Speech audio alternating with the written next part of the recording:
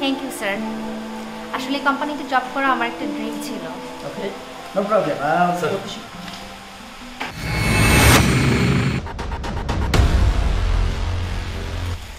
আরে প্রিয়া, তুই এখানে?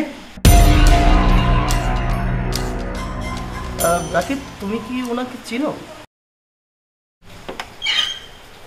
ভাইয়া তুমি? আরে স্যারের মেয়েকে এখান দিয়ে নামিয়ে দিতে যাচ্ছিলাম, ভাবলাম তোর সাথে একটু দেখা করে যাই। তোমাকে না কতবার বলছে এখানে আসবা না, এখানে সব বড় লোকের মেয়েরা থাকে, সবাই জানলে আমার মান সম্মান থাকবে? এটা কেমন কথা বলছিস প্রিয়া?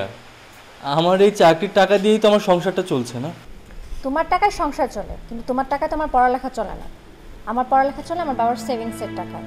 তোমার টাকা দিয়ে যদি পড়াশোনা করতে হতো তাহলে তো আমাকে সরকারি কলেজে ভর্তি হতে হতো। আচ্ছা, তাই বলে কি তুই আমাকে ভেতরে ঢুকতে দিবি না? আজকে তুমি যাও, আমার বান্ধবীরা এসে দেখে ফেললে আমার সমস্যা হয়ে যাবে। তুমি যাও আজকে। প্রিয়া, শোন।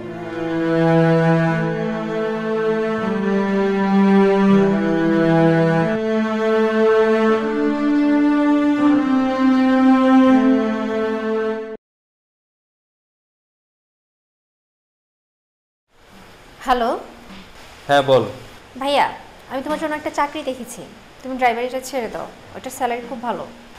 না রে, আমি এই চাকরিটা ছাড়তে পারবো না। কেন ছাড়বা না?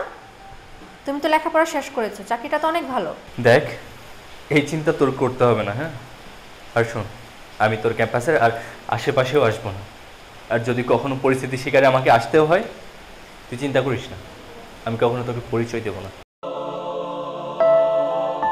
ঠিক আছে, তোমার যেটা ভালো লাগে তুমি সেটাই করো, তুমি তো আর আমার কথা শুনবে না।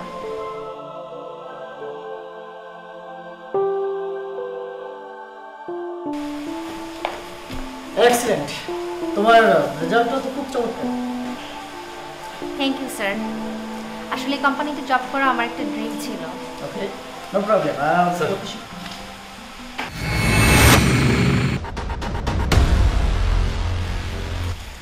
আরে প্রিয়া, তুই এখানে? রাকিব, তুমি কি ওনাকে চিনো? জি স্যার, ও হচ্ছে আমার ছোট বোন। ও আই সি, তাই নাকি? আচ্ছা স্যার, আজকে তাহলে উঠি। ঠিক আছে, অবশ্যই। প্রিয়া,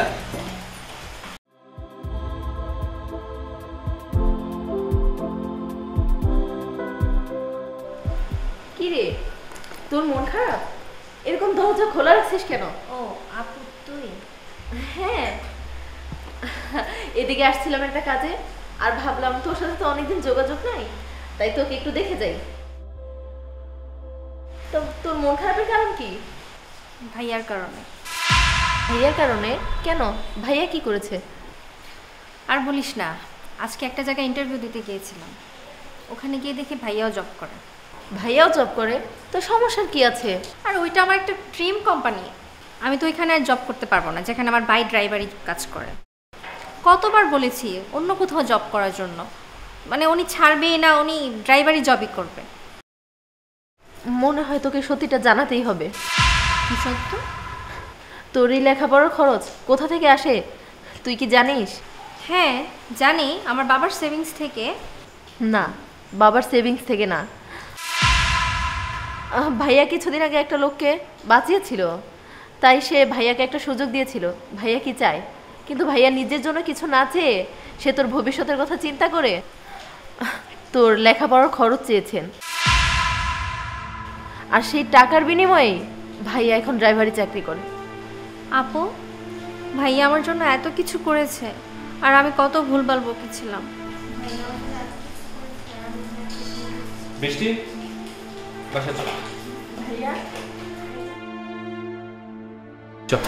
ভাইয়া আমি সরি, প্লিজ আমাকে ক্ষমা করে দাও। আমি তোকে নিতে আসিনি, বৃষ্টিকে নিতে এসেছি। ভাইয়া প্লিজ, আমি তো বললাম আমি সরি, প্লিজ আমাকে ক্ষমা করে দাও।